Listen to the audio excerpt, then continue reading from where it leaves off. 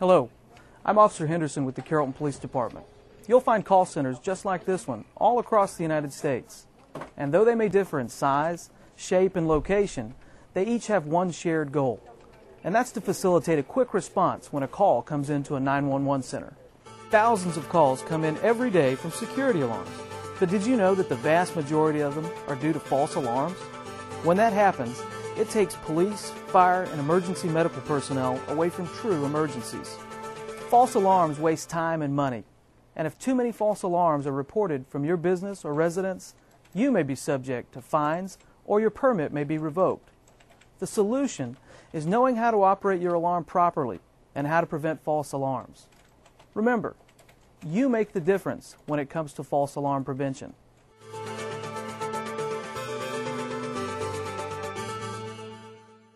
Whether it's a home, a business, or even an apartment, we all want to feel safe and secure.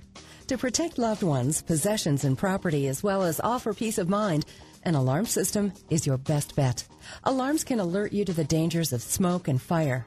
Plus, they can ward off intruders and summon emergency personnel. While alarms are a great safety aid, they also require great responsibility. When it comes to alarm systems, the most important thing you need to learn is how to operate the system, and you can do so in a few easy steps. Hear that noise?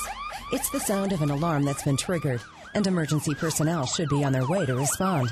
However, the majority of all alarms turn out to be false alarms.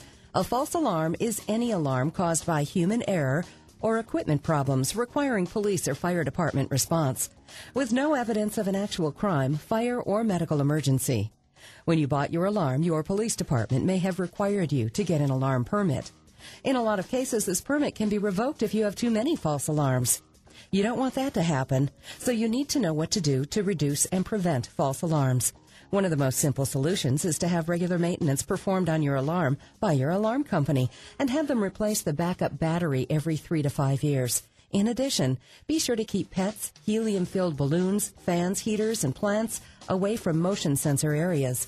Another simple solution is to firmly secure doors and windows before setting the alarm. A quick check around the house should do the trick. Plus, if you think your alarm is not working properly for any reason, be sure to contact your alarm company. Also, be sure to request that they check and service your system regularly. Speaking of alarm companies, inform them of any changes that might affect your system. For example, let them know if you're adding or removing DSL or voice over IP, renovating the building, or fumigating for insects. And always notify your alarm company if you change your phone number or your emergency contacts. Since there are many brands of alarm systems with different types of keypads and sirens, it's important to make sure that anyone who has a key to your home or business, new employees, cleaning services, house guests, or family members become familiar with the alarm. Teach them how to use it and make sure they know who to call in the case of an accidental false alarm. Not only do all authorized users need to be familiar with the operation of your system, they also need to know the sounds it makes. Let's use this scenario as an example.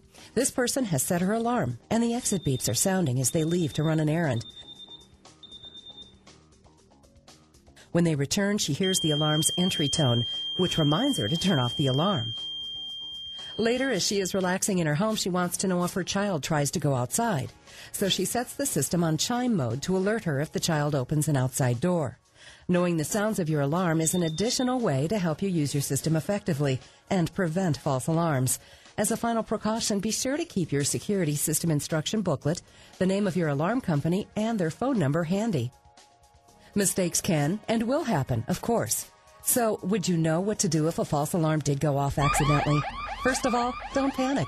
The first thing to do is enter the disarm code to reset the system, if it is available. Then enter your cancellation sequence. Next, if you have not canceled your alarm at the keypad, you must wait for the alarm company to call. Be sure that you, plus any other authorized users, know the code or password. Hello, this is Operator 23 calling to find out if you're okay. Hi. Oh, I know. No, everything's fine. I am so sorry. I didn't get to my pallet in time to turn it off. May I please have your password? Oh, sure. My password? Yes. My password's puppy. Thank you. You have a wonderful day. Some municipalities may require a 2-call verification system. In other words, when an alarm is reported, 2 calls will be made instead of 1 to verify with the alarm owners that there is not a true emergency.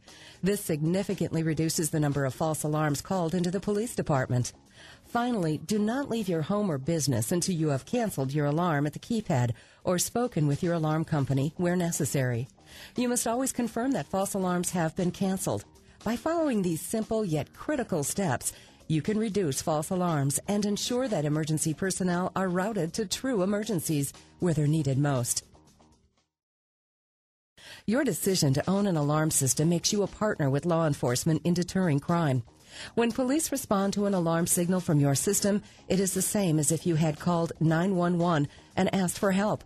Alarm system users have the added responsibility in their community to ensure that police time and resources are not wasted. Remember, repeated false alarms could result in significant fines. Please use your alarm system wisely.